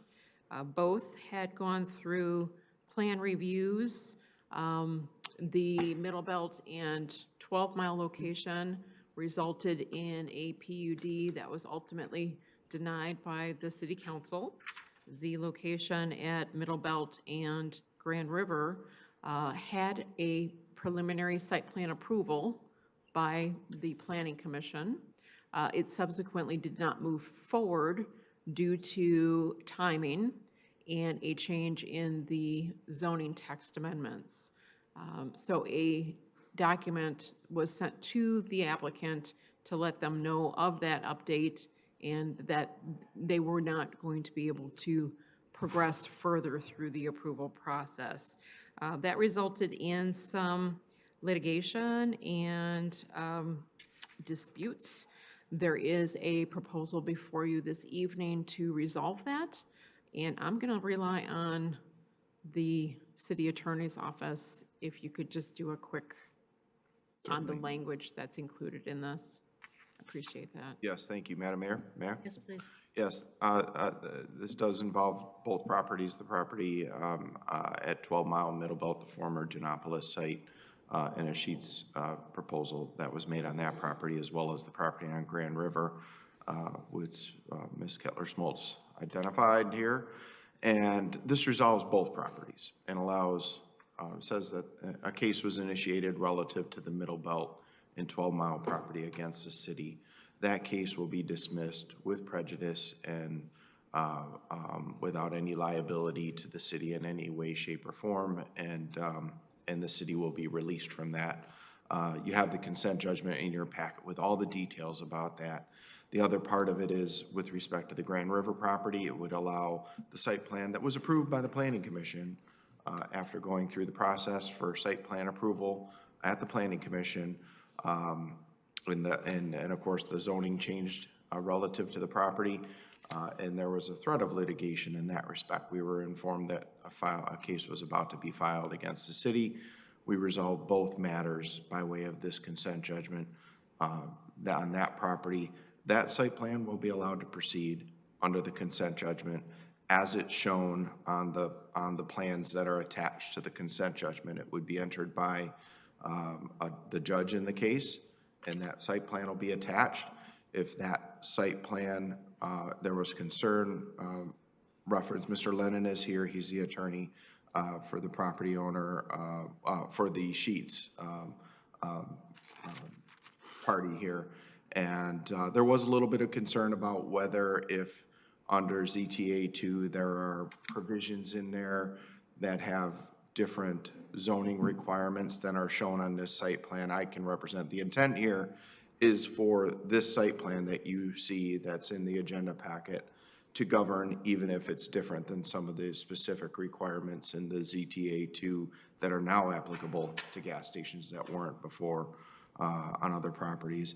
And we believe that's clear in the language, but just to be clear, representing that today, I was asked to do that to continue this going forward.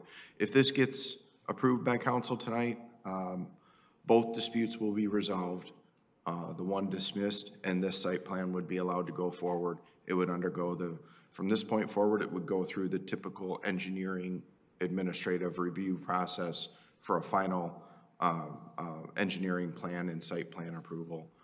Administratively, it would not come back to City Council or the Planning Commission. If you have any questions, happy to answer them for you. Okay. We have one resident that has asked to speak on this matter, so why don't we do that, and then we'll take on our questions. So PG?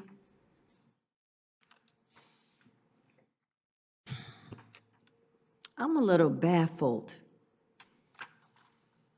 The people came and flooded this auditorium and told all of you that they did not want a Sheetz gas station at 12 Mile and Middle Belt for all the reasons that you all voted no. You allow them to like bully you with the threat of a lawsuit. Were the people told about this lawsuit and the extent of the lawsuit? Had you all agreed behind closed doors in a COW or a study session that I wasn't here for, that doing a consent agenda or a consent judgment would be appropriate? You're ready to vote on that and the people have not read that? I'm going to ask that you respectfully not vote on it tonight. Bring this back and read that, or give us as taxpayers a copy of that so we can read it. They just got one approved on 12 and Haggerty. They need to be a couple of miles up on 12 and Middle Belt. So what do they plan on doing? Putting a Sheetz gas station on the entire 12-mile corridor? It just doesn't make sense.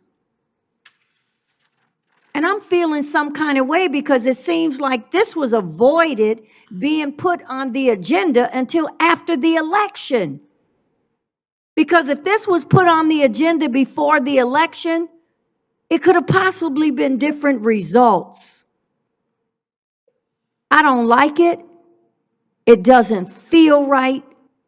It doesn't smell right. And I'm going to ask you respectfully that you not vote on this consideration. If you do, then you're going to have to answer to the people. Thank you. So before there's a motion, two things. One is that this is not approving a Sheetz at 12 and Middle Belt. It's the consent judgment. That says that we will not. All right, okay, all right.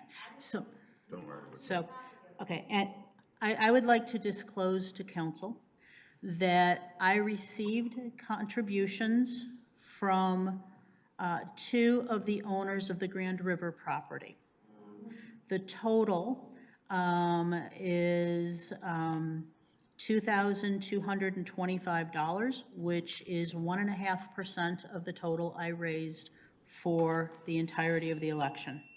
I do believe I can make a vote that is dispassionate of that, but if this gives any pause to a member of council, I will abstain from voting on this matter.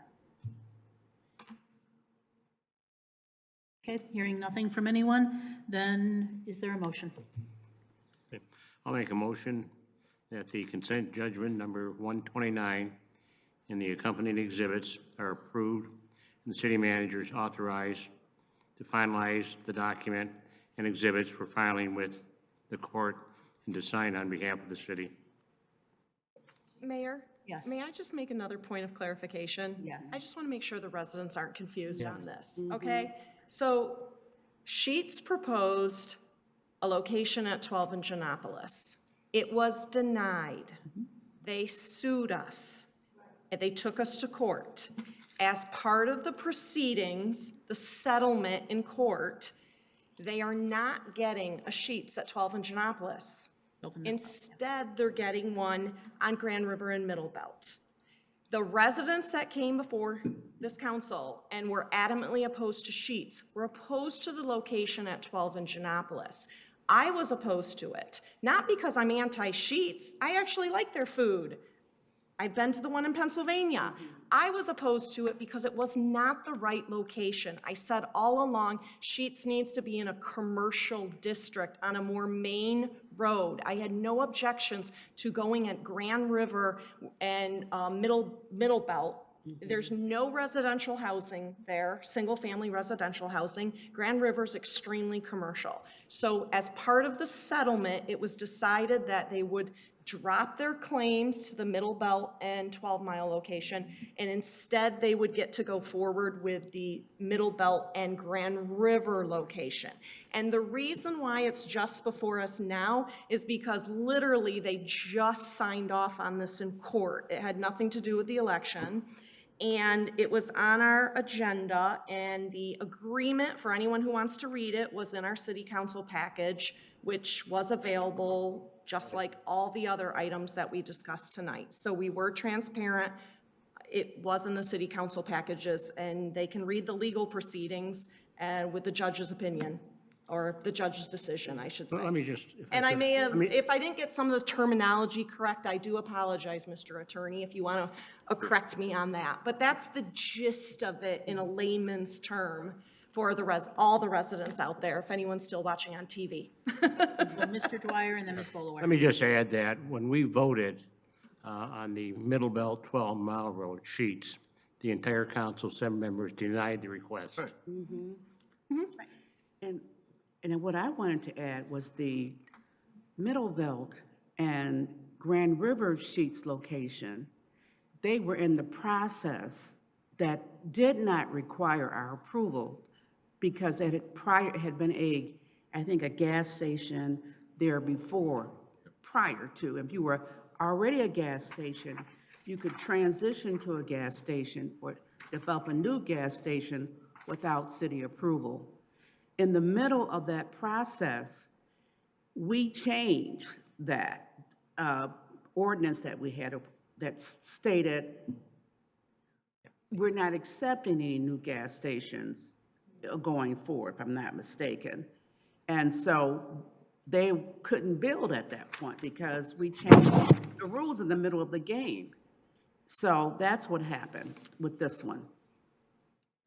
It wasn't, any nefarious, whatever. It was something that, and I think it was the right thing to do if they could build, they had approval to go ahead and build the sheets there without council's consent or approval, and we changed the rules in the middle of that process. Well And that, yeah. Attorney, Okay, with yeah. some clarification. Yes. Mr. City Attorney. Very briefly, I know at least 1 or 2 of the residents who live by the 12-mile and Middle Belt site were monitoring the case, and they will see this get entered, and it has language in there dismissing the lawsuit relating to the 12-mile and Middle Belt case. That case is being dismissed with prejudice, as I mentioned when I originally presented. Which means they can't bring it back again. That's right. It's done. Exactly. Done deal. All right. No sheets. With that, Now, I think we have. all a those motion in and a second. favor, please indicate by saying aye. Aye. Any opposed, same sign. Carries. Done. Okay, last item. Consideration of reappointment to the Board of Trustees of Employee Retirement System. Mr. Bridges. Madam Mayor, I move that we approve the mayor's appointment of Lori Suscon to the Board of Trustees of Retirement System for a 3-year term. Support. Okay, we have a motion, support, any discussion?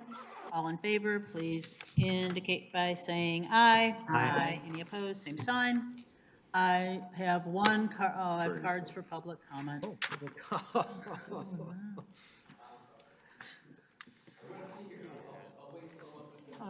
Mr. Schmidt.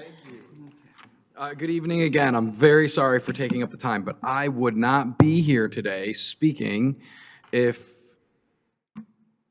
twice made requests were honored.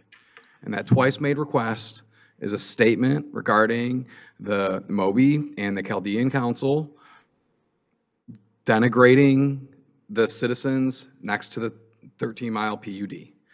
Simply stating some sort of acknowledgement that those statements were out of line. The election is over.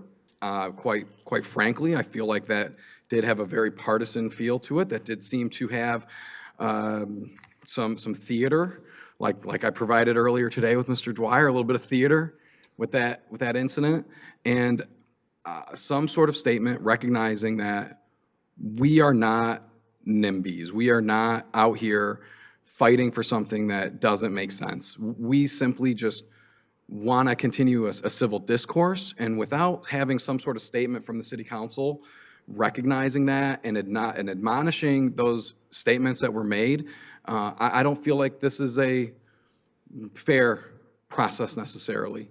I feel like there is some taint to it still. All of the yard signs that were up on that property, I will dig deep onto the campaign contributions and understand that a little bit more, but that taint does not feel good as a citizen, especially as we've gone through this process. And I've spent way too much time talking about this. I've spent way too much time up here, and I still want to extend invitations to everybody, Mr. Starkman as well, to come out to the property, especially now. Leaves are gone. You can get a very clear look as to what you can see from our backyards and from our windows. I'm gonna end it there today because I'll be back every city council meeting from here on out to continue to speak our mind and make sure that we're represented as the neighbors and residents here in Farmington Hills. I greatly appreciate the time. I'm sorry it's so late, and thank you very much. Thank you. PG.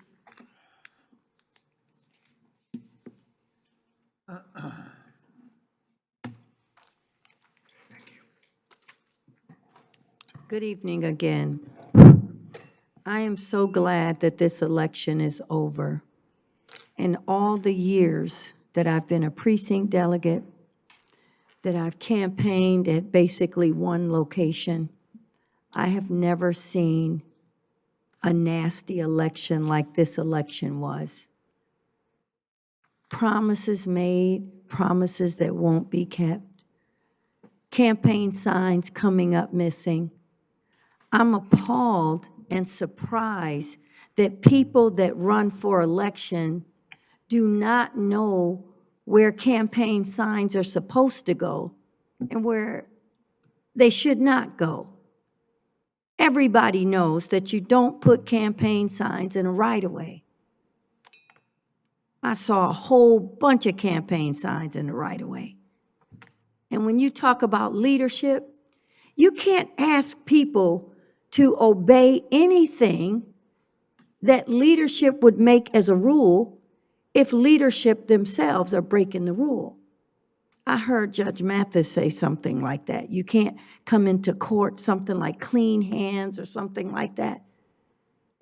So maybe I might need to do a podcast or something about how to campaign.